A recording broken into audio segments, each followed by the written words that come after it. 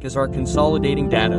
Data consolidation means taking data from multiple sheets and combining it and putting it in one place so that we can summarize the information present in those sheets. With this, we can compare the data present in multiple sheets with each other and identify the relationship between them.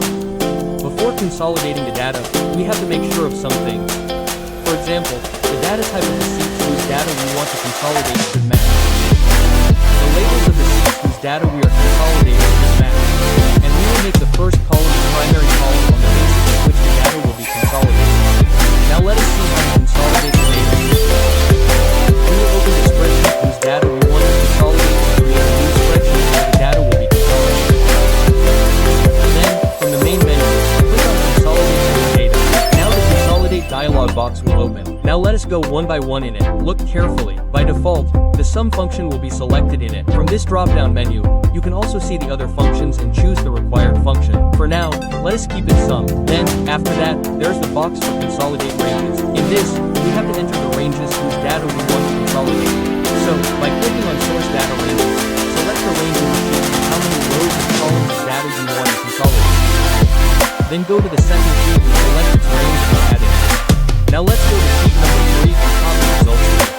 In this, enter the address of the first cell of sheet 3 and enter the result of consolidation. Now by clicking on the options below, you will see these checkboxes, row labels, column labels, and link to source data. In this, select those row labels and column labels so the data of both is consolidated. Now if you want to link the consolidated data to the source data, then check on Link to Source Data. This will happen that as soon as the source data changes, the consolidated data will also change automatically.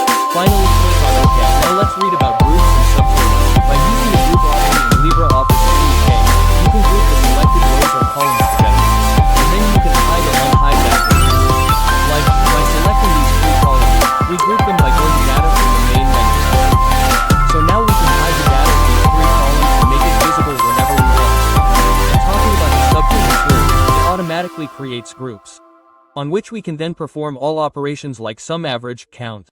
Let us see how to use the subtotal tool. First, let us create a document, and it is very important to have labels on it because further work will be done on their basis. Okay, click on the subtotal option inside the given data. Now in the Group By option, select the column on the basis of which you want to create groups, and the column whose data subtotal is to be calculated. We will select it by clicking on the checkbox here. And now we have to calculate the sum, so from here we will select the sum function. If we want to create groups in any other column in the data, then we will do further grouping in the second group, third group and option. Then click on the OK button. So now you can see that this data has been grouped and you had to calculate the sum, so the 2 has been calculated group-wise. Next is what if scenarios. What if scenarios answer what if questions. For example, suppose you are calculating simple interest and you want to see how much simple interest you will get in different scenarios. Like what if the principal amount is 10,000? What if the time is 12 years instead of 10, or what if we keep the rate 9 instead of 6? So to answer such what if questions, we can create different scenarios and find out and compare the different outputs. To create a scenario in LibreOffice CLK, we have to follow these 5 steps. First of all, select those cells in which you will make changes and see different outputs. To select multiple cells, you can select ranges directly with the mouse or by pressing the Control key on the keyboard. When you click on the cells, they will be selected one by one. Click on Scenarios under Then Tools, which will open the Scenario dialog box. Here you can give a name to the scenario, then click OK. Now a scenario has been created based on these values. Now we change these values and create a couple of more scenarios. Then you will know how helpful the Scenarios feature is. Now see, we have created these scenarios with different inputs. Now we can easily switch to each scenario and compare them with each other to find out which one is the best one. Next is the What If Analysis tool. In this also we calculate the results of different situations, but in this we do not create scenarios, rather the result is displayed in the form of a grid. Let's take a closer look at what used to happen in scenarios. In scenarios, we used to create fixed scenarios by taking some specific input sets and then compare them with each other.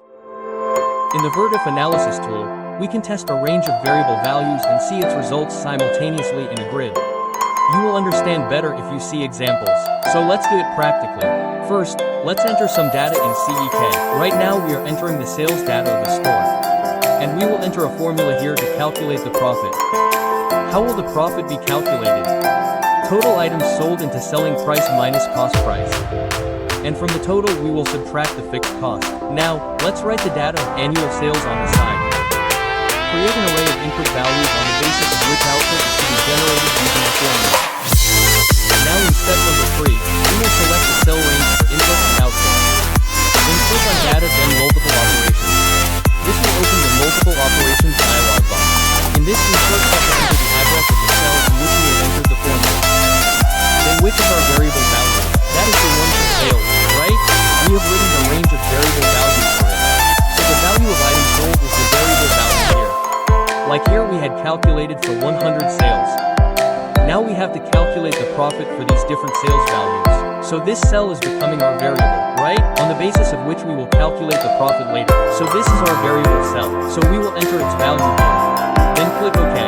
So now the profits of different sales figures will be visible to us here. If we did this in scenarios, it would take us a lot of time and we would not be able to see such a result at once. We had to select each scenario and see what profit we were getting on the sale of so many items. Right? So this is the advantage of verbose analysis tool. Next is goal seek. So now we are seeing what output is coming by entering different input values. But suppose there is a case in which we know the output that I want this much in the final. Just tell me how it will come. So goal seek comes in handy for that.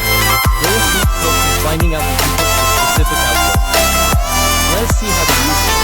Again, first we will enter some data in the list. For now, let us enter our subjects and their marks. English, Hindi, Maths, Science, SST and IT. Now suppose all our exams are over but the IT exam has not taken place. So we know the marks of the main subject but do not know the marks of IT because its exam has not taken place yet. So let us write 0 here. In the end, we have to find our percentage. So we know that we need 96%. So now we have to know how many marks we have to get in IT for this 96. So go to Tools and click on Goal Seek. In the Formula cell box, enter the cell in which your formula is entered. Our formula is in the percentage cell. So let's select it. Now in which cell we have to find the value, that is this IT cell. And what is our final percentage? 96. So let's see how many marks we have to get in IT for that. So look, Goal Seek has done its job. But the problem is that with Goal Seek we are able to find the value of only one cell. If we have to find the value of more than one cell, then for that we will have to use Solve. Solve is a more elaborate form of Goal Seek. Let's see how to use it. We will use Solve on the same data. Now we have to find out the marks of both Maths and IT and how many marks we have to get to score 96. So let's write 00 in both of them for now. Go to Tools and click on Solve. Select the then target cell which is our percentage one. In this we need the value 96 and we will enter here the value of the cell which we want to change. Now we can apply conditions in their values. Like we think that we will not get more than 90 in Maths but we will get more than 70. So let's set less than and equal to 90 and greater than and equal to 70. And in IT we can get more than 95 and less than 100. So let's enter